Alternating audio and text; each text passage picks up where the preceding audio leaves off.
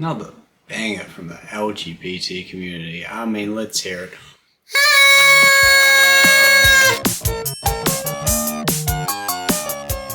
This week I'm talking about Bros. Bros is a new romantic comedy out, directed by Stoller.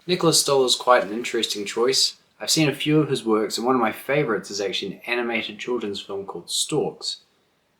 So that's quite different to this. In fact, none of his previous works, I feel, would ever really measure up to the quality of what this exceptional movie achieves. I think this is probably one of the best of his career. Now, Bros follows Bobby, a gay man who has his own podcast, has quite a bit of recognition within the community, but denies that he would be looking for love.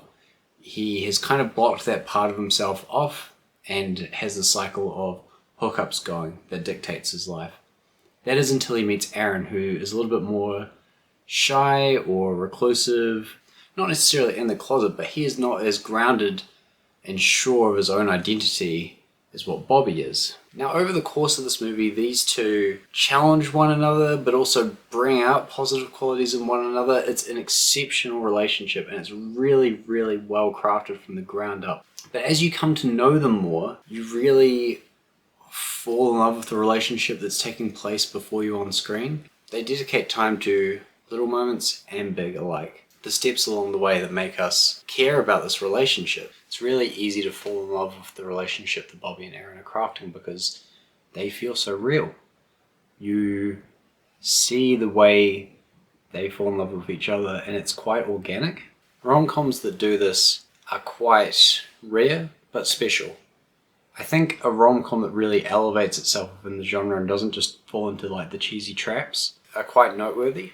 And this is definitely one of those, because while it plays quite tongue-in-cheek, knows all the normal conventions that we've seen in past rom-coms and plays them out, but then does a neat kind of twist of humour to elevate that. It also knows that in those dramatic beats, point of telling a story that is from the LGBT community is that there's so much there that hasn't been tapped into yet in a broad release film of the scale that really should be talked about more. You know, it's scenes where the characters start pouring out their hearts and saying, yeah, things have changed, but it took this long.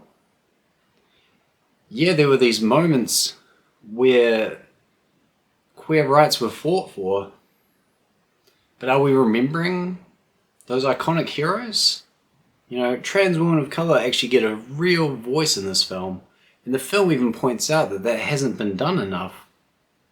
It's still not being done enough, but to see it done in this film was so impressive, and really, it mattered a lot. It mattered a lot.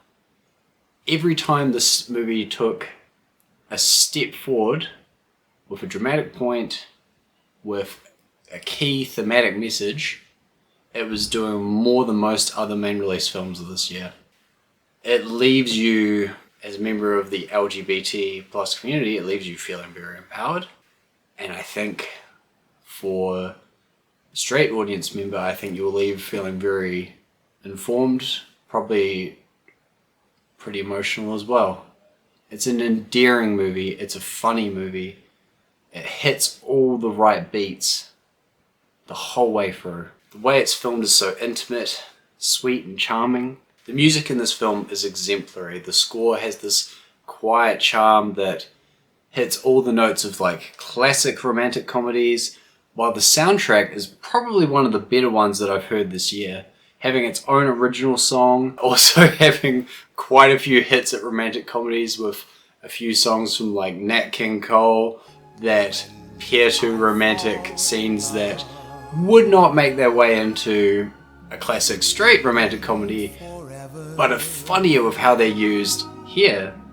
I think there are just some moments like the first scene that we see Aaron and Bobby make love to one another is both such a charming scene, but also they know that it's quite a funny tongue-in-cheek scene because of the music they have playing alongside it. As to the cast of the movie, Billy Eichner is fantastic. He's obviously had such a massive part in producing and writing this film, that he knows how he wants to place himself in this movie, and he does so with great leadership, I feel, but also good grace. He shares the screen well. To every line that he leads with comedy is very witty. It's quite a dry, sharp wit, as he's well known for. But any scene where he is making this emphatic, emotional point, it really can move you. I definitely was left stunned and quite impressed by some scenes that came from Eichner. And likewise, his on-screen romantic partner, Luke McFarlane, who played Aaron, stunning. It was crazy to me, having just seen him recently in Single All the Way, which was quite charming, but it didn't have anything major to say about being in a queer relationship. It was very much like the Hallmark sort of movies that they take shots at in this movie. But in this, it's such a complex role for him. You get to see him really wrestle with where he's comfortable, with where the boundaries are for him in a romantic relationship. He's not a confident figure, and he's definitely not a traditional gay male lead. But the way him and Eichner work together, and their chemistry, the way they talk through their relationship, the way they build and grow with one another, I couldn't imagine a better pair to have led this movie. I also have to give a really big shout out to the actors who are playing the leaders of the LGBTQ plus museum in the film. Now, these were actors like Dot Marie Jones, T.S. Madison, Miss Lawrence, Jim Rash, Eve Lindley. Such a varied cast, but who all play off one another so well. You get a lot of representation for the community through this way. Some really great queer comedy that just snaps and bounces around. Any scene that takes place with this group is probably going to be the best scene of the film. And it is because you get not just varied and diverse performances, but you get a varied sense of humor that comes with it. You get to really see the comedy that comes through the range of this community. And I loved it for that. I love seeing this cast together. It's brilliant. And even like a little cameo from Bowen Yang that comes later on just shows you how great this film really is. There's also a number of celebrity cameos that are worth watching out for. None better than the Deborah Messing cameo. Her whole thing in that is really fun. I didn't really know too much about Deborah Messing going into this because I haven't seen Will and Grace, but oh my god, brilliant, love her now. Bros really struggles to find any points that I found weak, and a big part of that is because there was great bisexual representation in there, so I found something that connected this movie to me in such a strong way that it immediately was going to mean more to me than maybe it would someone else. And I think that's alright, that's how films work, you know? Something's going to mean more to some than others, but for me that made this movie one of the greatest things I've seen this year. In fact, it's currently my favourite film of the year. Yeah, it does do that messy at the end of the third act, they kind of have the conflict. There's another romantic partner that comes in that makes the relationship suddenly get a bit messy and they have to work through that.